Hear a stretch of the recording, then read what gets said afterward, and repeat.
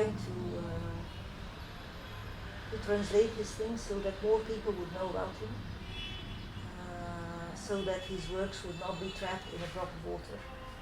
And he was very global in his way of thinking, so I think it's fair that more people around the globe would know his work.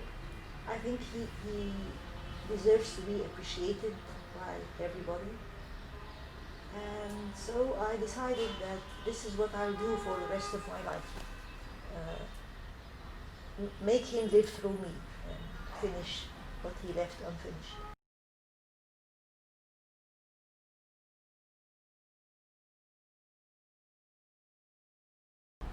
He was a very creative person, and he started telling stories to the village children when he was 6 years old. And they would gather around him and he would be very excited. And they would ask him to do that every day. So that was his first experience. At 10 he wrote poetry, beautiful poetry, too mature for his age. And he wrote letters to friends that they wanted to keep because they liked his style very much, some stories. And at university he started writing short stories and plays together with poetry. He believed that science makes art deeper and art makes you a better scientist. So when he was a student, first grade, he wrote a play which was acted on stage, and it was called The Wheel of Days, and it's based on a scientific thing, time. What happens if time, or the wheel of days of time, goes backwards?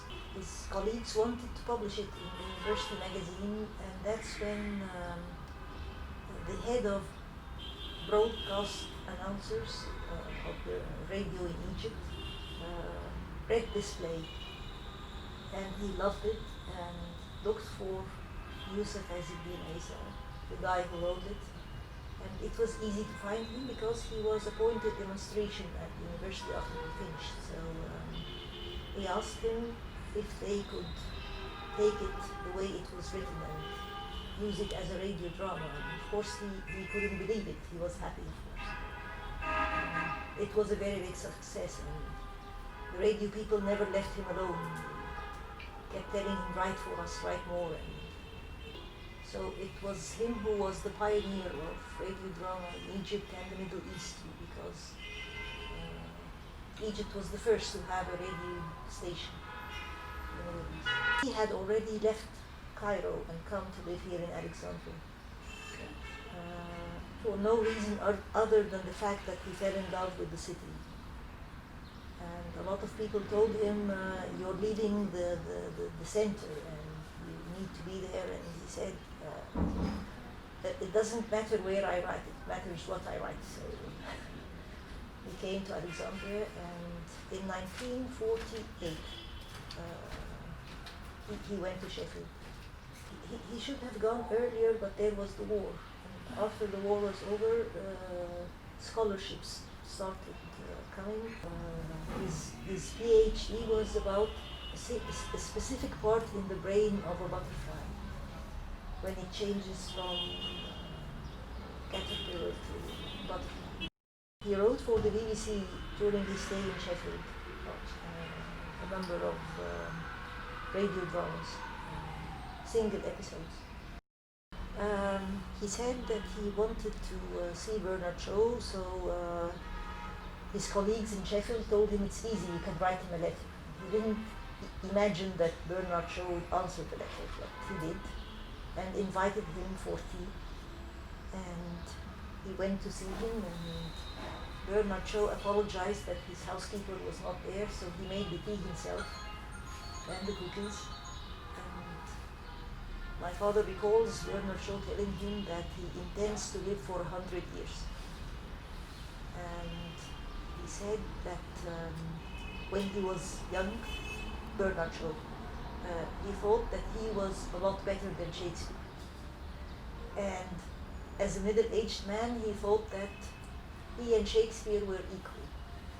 And at the end of his life, he feels that Bernard Shaw has done nothing at all. And my father commented on this, saying that it's only the great people who think that they've done nothing. The first serial drama in Egypt and the Middle East.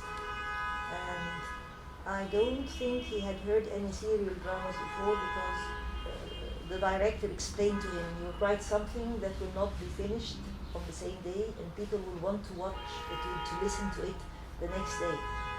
So he wrote Enemy of Mankind, and that was the first radio drama in series, all to be written. It was in the mid-60s that he got the idea and wrote it, and he didn't want it to be on radio drama because the contracts were very unfair, and he wouldn't be able to use the same thing again because he was not allowed. It would be belonging to the radio drama authorities. So he didn't know what to do with it, but he wrote it as a drama or a play. It could be performed on stage or as a radio drama, because he wrote all the details of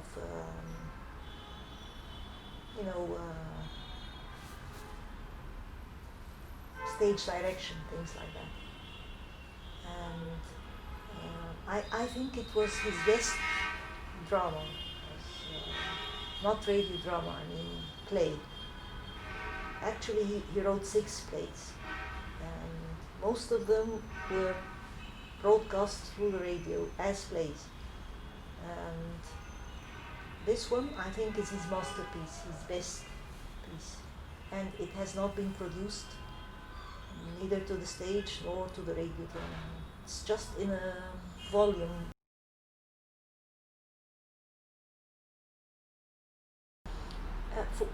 For a while he said, I will not write for the radio drama again because I want to write my stories in book form. And that was maybe in the very late 60s.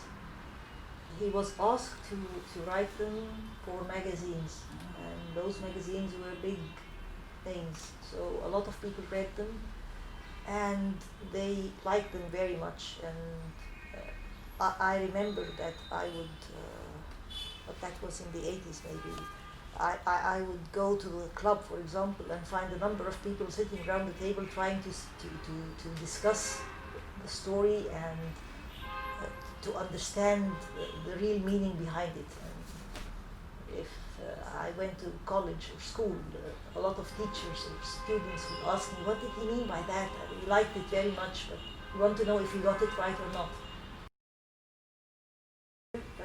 People were more interested in the realistic novel, and they thought that being realistic is writing about facts like a photograph. But he thought that the best thing to express reality was imagination, because we could do it like a brush stroke of the Impressionists, say everything in a small stroke. So he thought that imagination is the best means of describing reality, because there is symbolism and there's a lot to go with imagination. And symbolic fiction, whether it be short stories or novel or even in radio drama, impress people more, and they see things concentrated. And it's like watching themselves in the mirror.